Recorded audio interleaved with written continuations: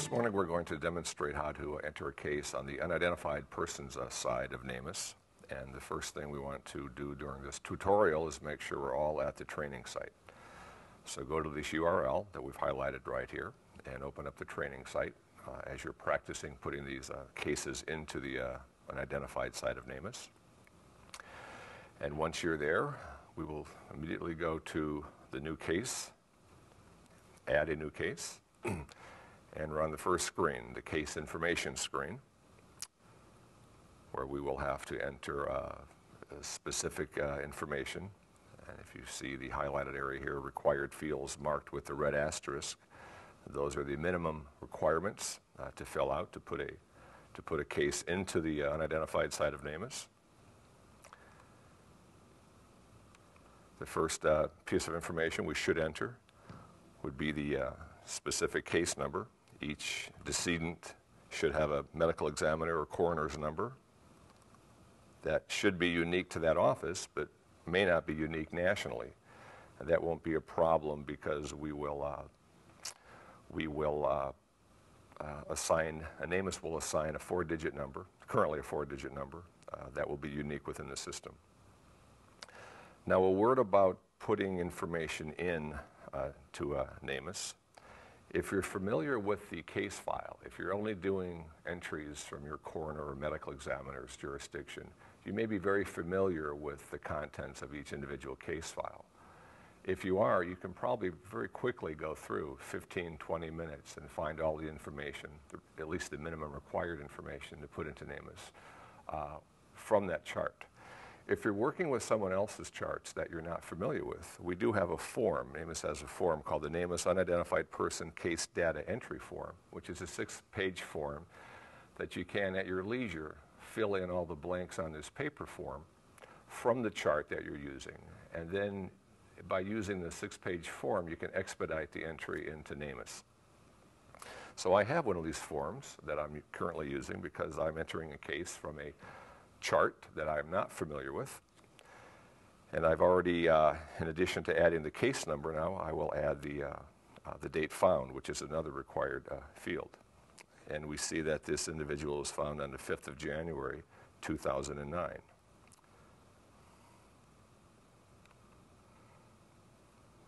So with the mouse, we just pick the month and the year, and then the date, and we have 1509 as the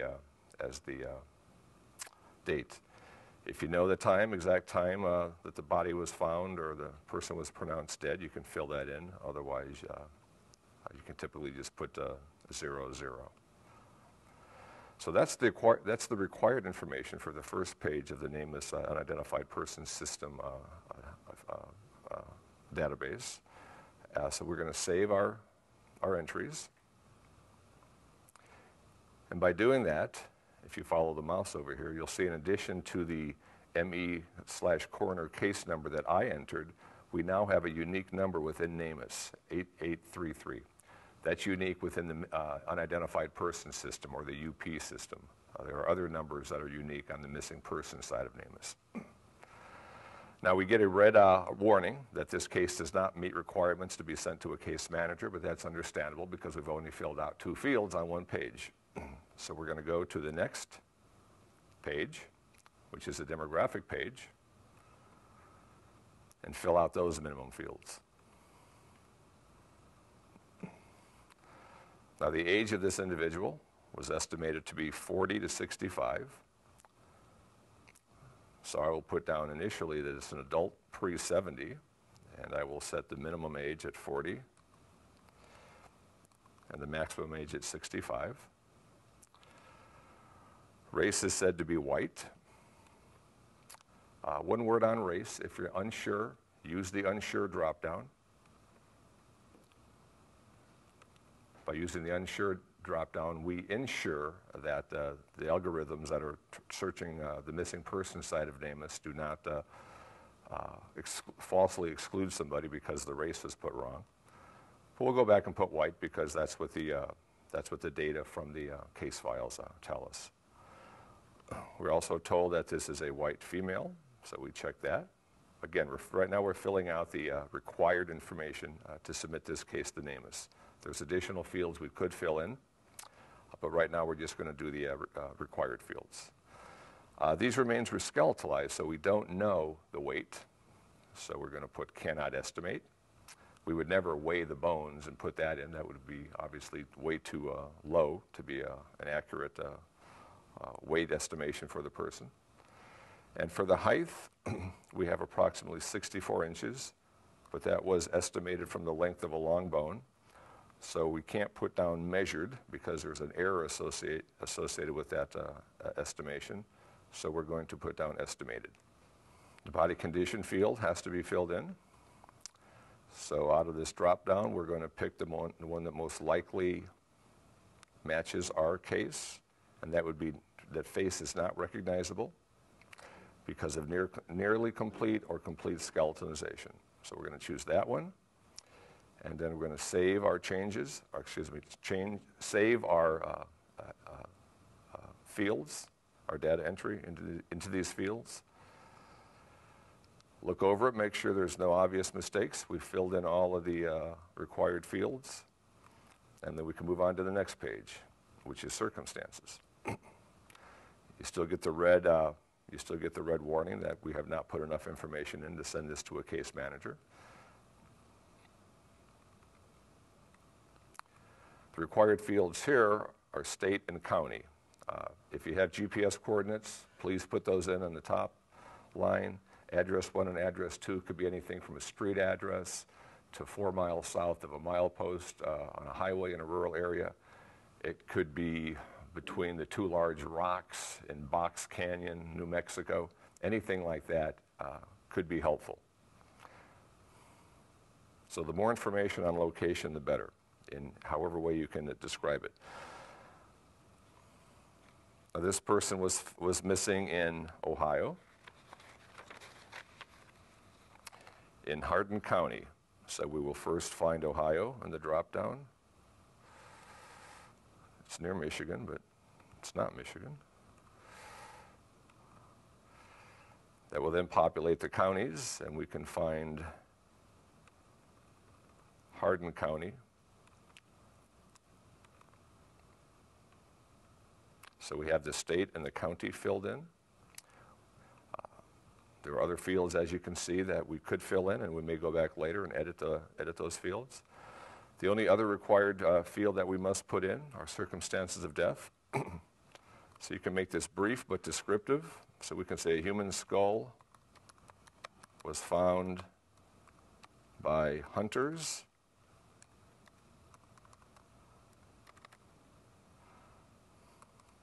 then a complete search of the area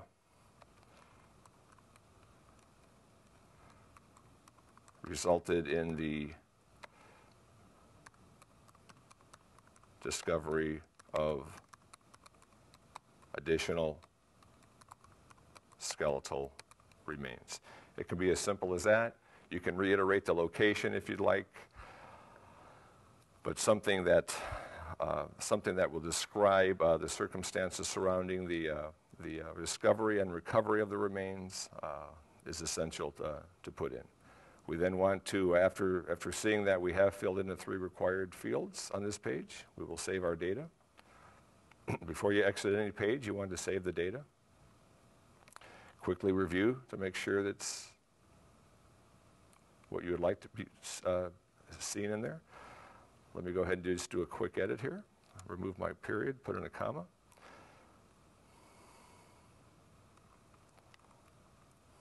Save that.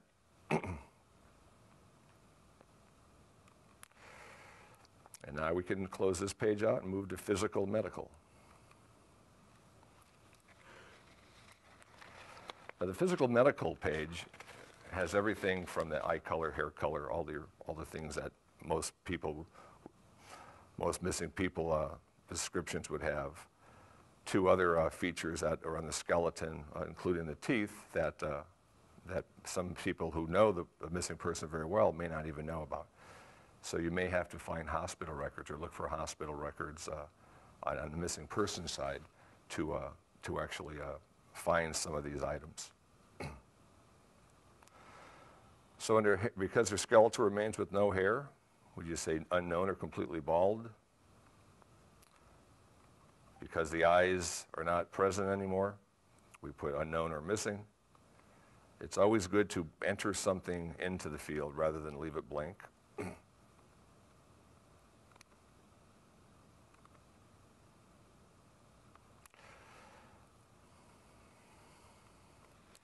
And under other distinctive features, we're going to click this button here that says distinctive features as described below. We'll come down to scars and marks, and we'll put possible scar at left ankle.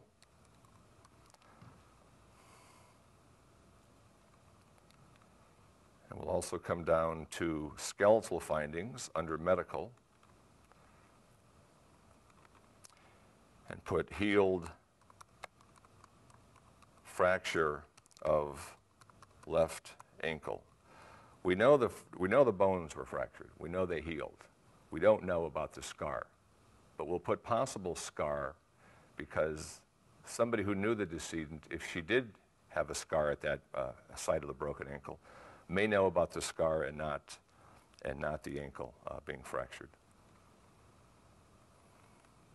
We will save these changes. Quickly review them.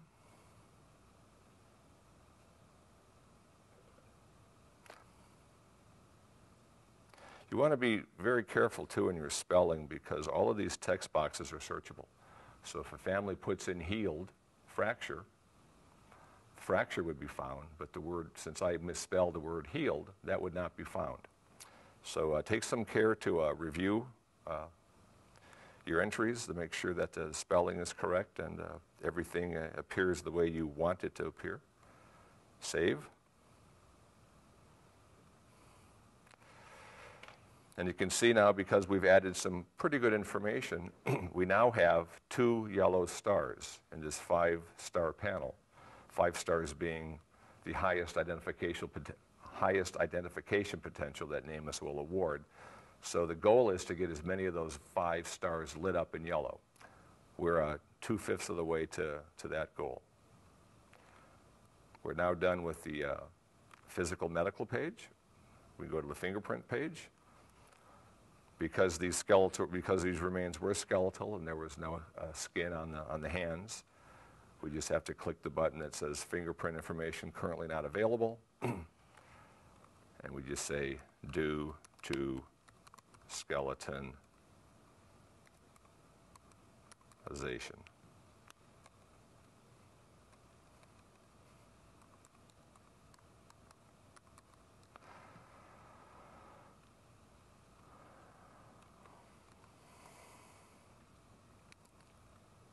Save those changes.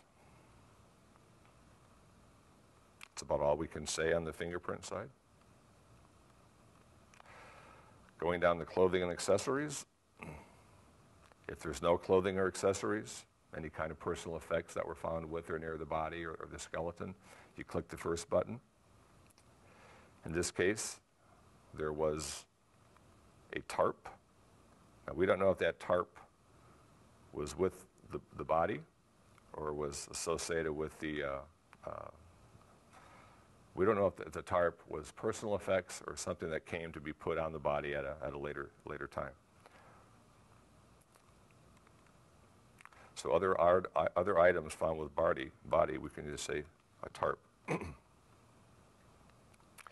If there were sweatpants, for instance, on this skeleton, near this skeleton,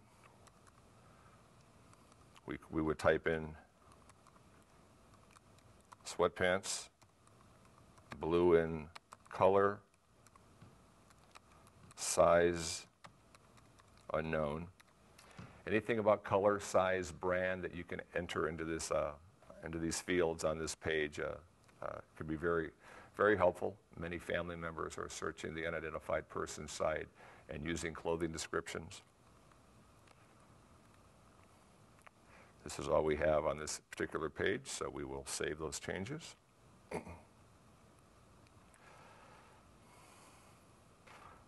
Move on to the dental page.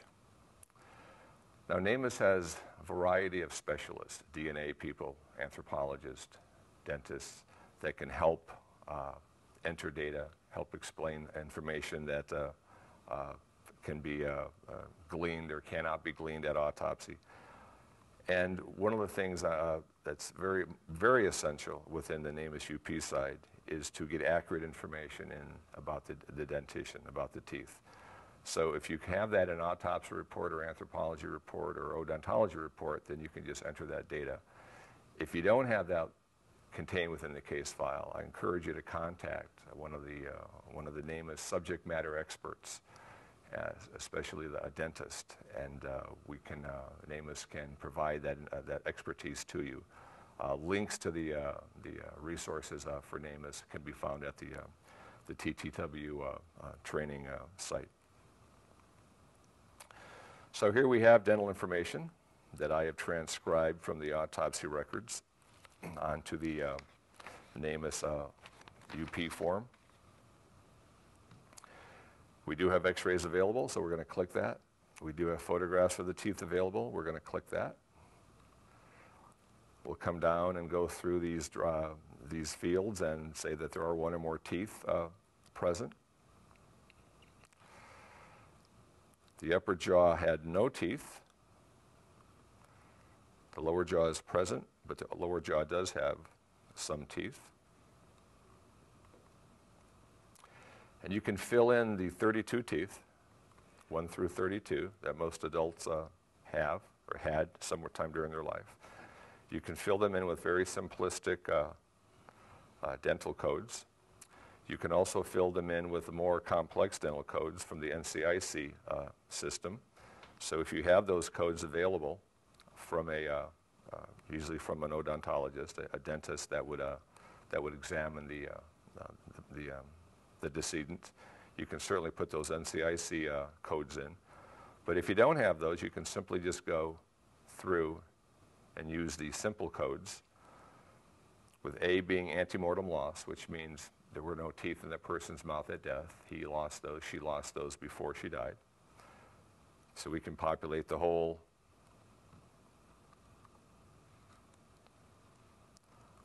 upper part of the mouth, the maxilla, with A's.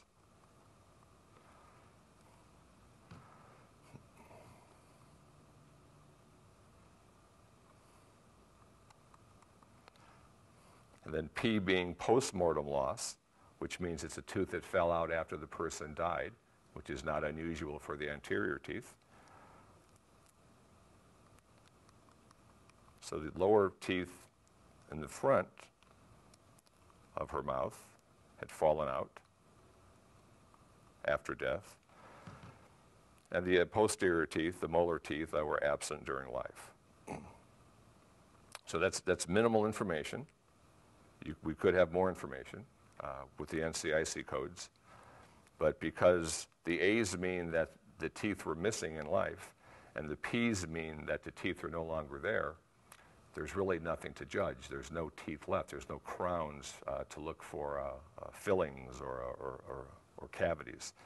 So this may be as good as it gets with someone like this who skeletalizes and was missing many teeth in life and then was missing the rest of her teeth after death. So we'll let it go at that, and we'll save these changes. If you do have comments, let's say on some of these P's, these post-mortem loss of these lower anterior teeth, we could say something like teeth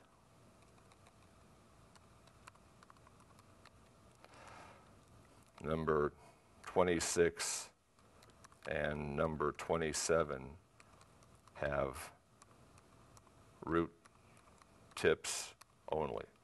So we want to say the tooth is lost because we don't want to say it's present because just a couple of root tips are there.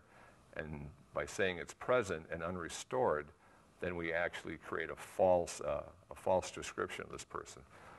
Whenever the crown is missing on a tooth and you can't evaluate the crown, you want to put down P, even though there could be some root tips there.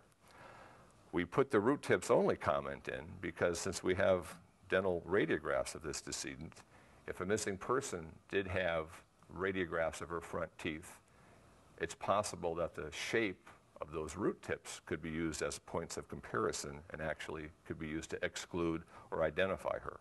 So we want to get that information in there. I'll come back and save the changes. Quickly review our dental information. And again, if you're not comfortable putting dental information in, NamUs has odontologists who are more than happy to assist you with this part of the data entry. We'll move on from dental to DNA. We have required fields. Before we talk about DNA, you looked at, with the dental information that we put in, we've now gained a third yellow star. So we've increased our potential, according to the NamUs system, to have this person match with a missing person, whether that person is in the missing person side of NamUs or not. We have good quality information to get 3 out of the 5 stars thus far.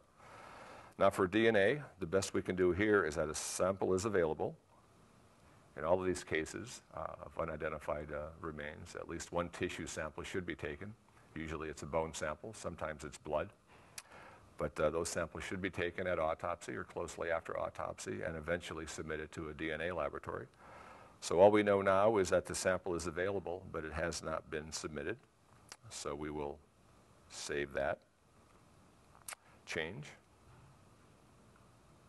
And now you see that we're green lighted to submit this case to NamUs. The red warning telling us that we did not have the required information in to submit to NamUs, that's been replaced with this green congratulatory statement saying, please submit your case to NamUs. So when that comes up, I would suggest that you submit it, even though you haven't we haven't filled in all the fields that we are going to fill in. But we now have this in the queue to be approved within the NamUs system, and usually within 24 hours, this case will be visible to everybody who has access to the website. Now we are on the training site, of course, so we're not actually publishing this, but these are the same steps we would go through if you actually were putting a case into the NamUs website. So with the DNA page completed, we can move on to images.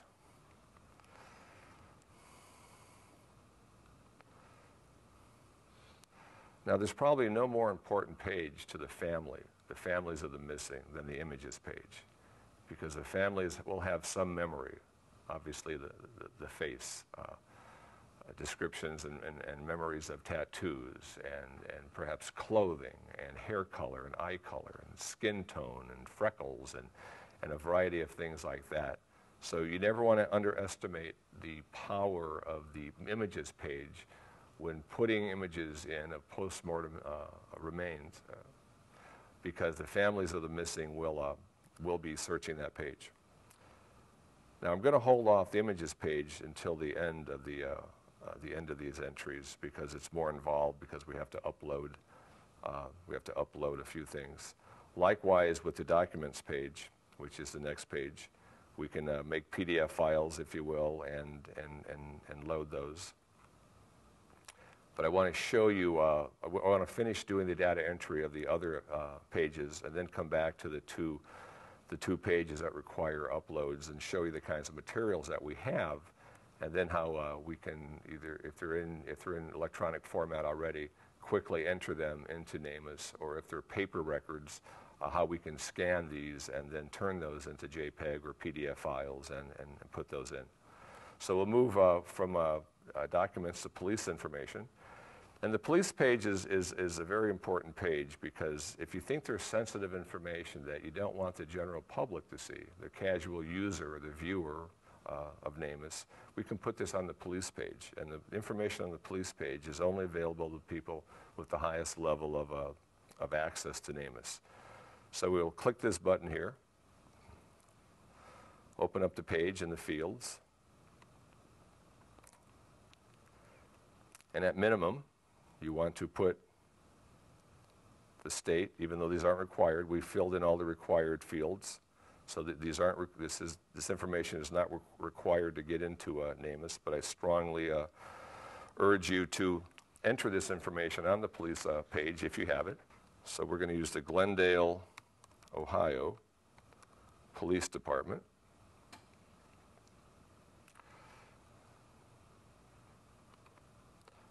Their case number 09, 01, 05, 627.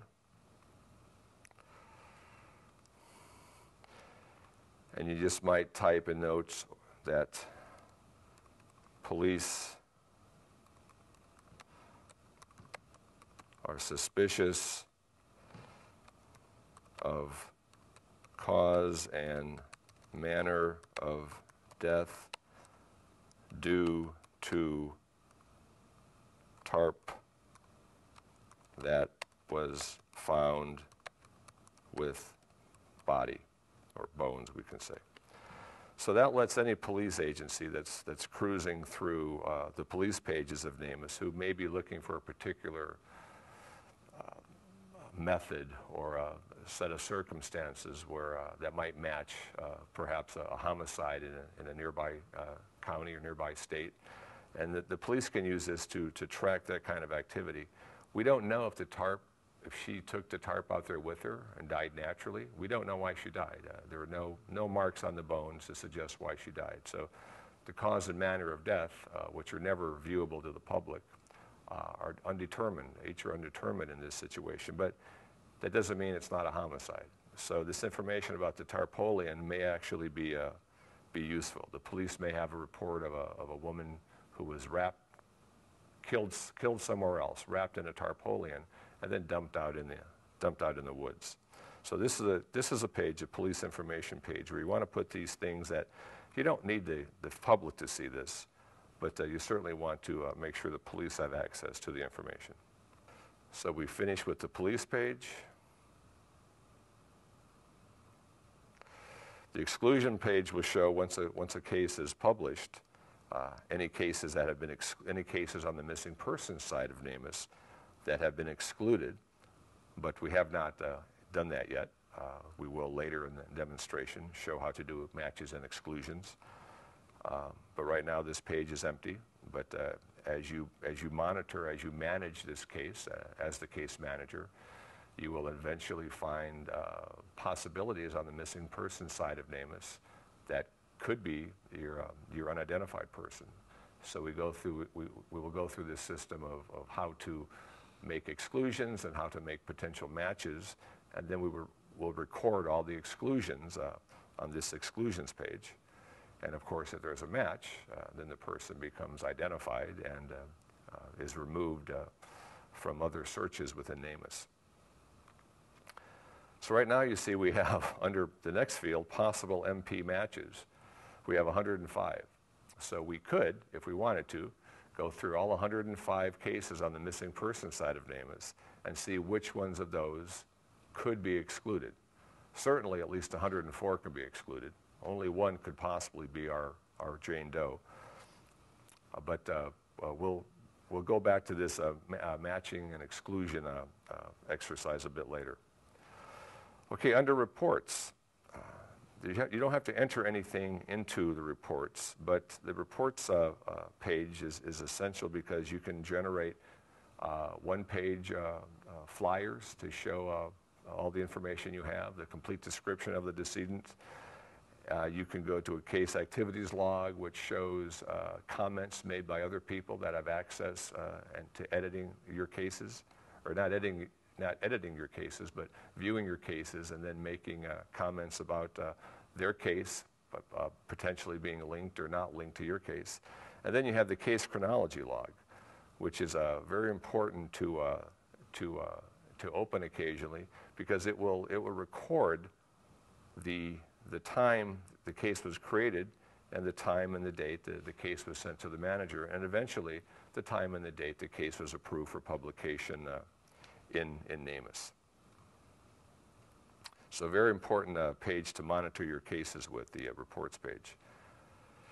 And then the contacts page. The contacts page is the last page in NamUs. We don't have to do any data entry here. We could edit if we wanted to, but this page is auto-populated by information previously put into the case file. So you see we have the Hardin County Coroner's Office, which is which has jurisdiction over the decedent. The case manager, I logged in as a TTW user today, since this is a training exercise as part of the TTW that you have all attended. And then there's a regional system administrator, somebody within NamUs that can answer additional questions and can administer or manage these cases at a higher level than the case manager. Okay, let's go back to the images page and put in a couple of JPEG images.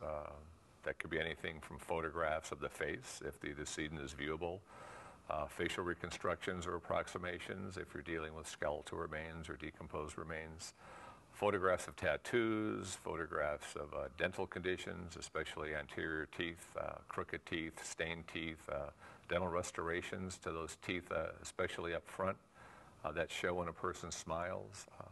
Photographs of clothing, photographs of jewelry, anything like that that you have in the case file, even if they're paper records or they're photographs, paper photographs. They can be scanned and digitized, and then they can be turned into JPEG files and then entered into NamUs. An additional paper document that many times is found in a case file is a fingerprint card. You can scan those fingerprint cards and put those into the fingerprint page. So a variety of different paper documents exist in most paper files, the charts of the decedent postmortem examination file. And these paper records can be turned into JPEG files and uploaded into NamUs. So we'll go to the images page, and we'll start here. And we already have a couple of images that are JPEGs. So we'll go ahead and choose one. Now, it's important for the blue man here to be changed into something. And you see when I click on it, we get a no photo banner. We need to change that to something more useful than the blue man. A facial photograph is best, but then a photograph of a tattoo or clothing or jewelry, anything that could draw the public's eye to this case is going to be advantageous. So you want to get rid of this blue man and put in some image there. Now, the only way to replace the blue man with an image is to make it the first uploaded image under facial ID. So under the category here, you see in the drop-down, we have facial IDs, fingerprint cards, dental charts, a variety of things that are just labels for the individual image. But if you want the image to appear up here on the banner, we're going to call it a facial/case ID photo and make it the first one that you upload. Additionally, I'll just come in here and say that it is a facial approximation that a forensic artist did in consultation with a forensic anthropologist to recreate what the face may have looked like on these skeletal remains that we found. After we fill out those fields, we have a box here that says, do we want to make it viewable to the public? Well, of course we do. On this particular image, we want the public to see this. There may be some photos that you want to put into NamUs that you don't want the public to see. If that's the case, you can just unclick that box. But here, we want the photo to appear, so we're going to leave it checked in green, and we're going to go ahead and click the Add Image button. And now we have a profile view of the artist's reconstruction or approximation of what this individual looked like. We can return to and add some more images by just hitting Upload. Go back to Browse, find your files where they may be, add the image.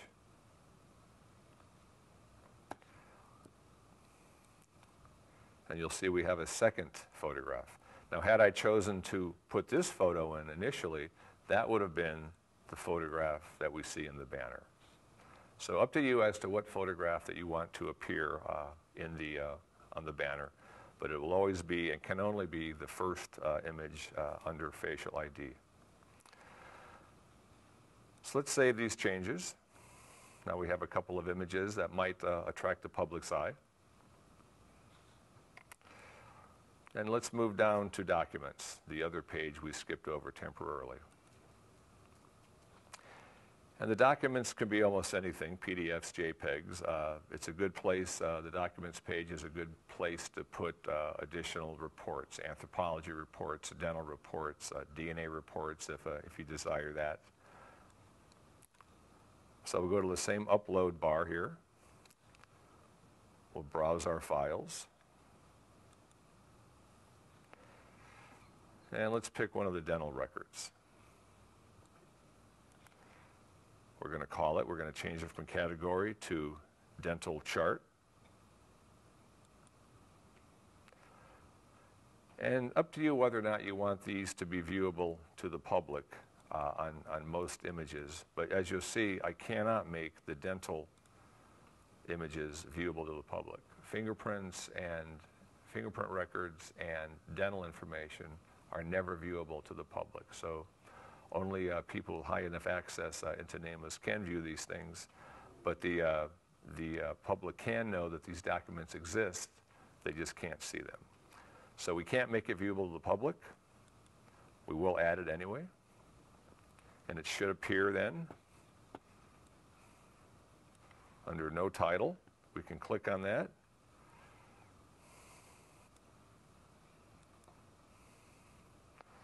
Open it, and you see that we have an NCIC, Unidentified Persons, dental chart that was created by a dentist who looked at this decedent's mouth and put in the appropriate information in the NCIC codes. So this would be very important, could be very important for any dentists who are helping families, of course, look for missing persons that are currently in NamUs. By going through the Unidentified Persons side of NamUs and on the dental page, we can then direct this person to this PDF file of this NCIC dental form on the documents page. So we're going to save this to the documents page, and then we're going to go back to the dental page, and we're going to put an additional comment in the box that just says see documents page for NCIC chart. We'll save that.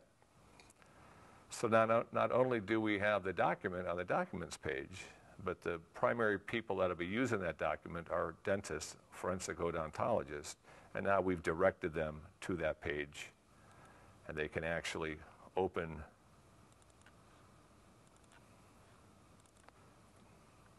that document.